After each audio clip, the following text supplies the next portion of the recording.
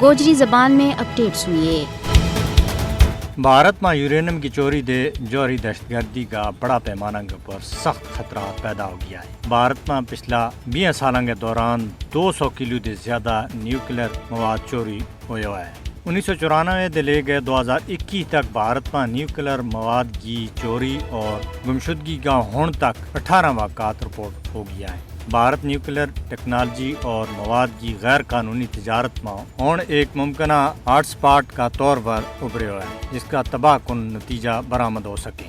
भारत में चोरी शुदा न्यूक्लियर मवाद हिंदू इंतहा पसंदा और दहशतगर्दा के हाथ लग सके। भारत में यूरेनियम की चोरी ने इसकी न्यूक्लियर सहूलियात के आसे पासे हिफाजती घेरा न बहुत सख्त और संजीदा सवालात बना देता है। पाकिस्तान इससे पहले भी कई बार कह चुके और आज भी ये गल कह रही हूँ कि भारत में न्यूक्लियर मवाद की चोरी सख्त तशवीश की वजह बन सके।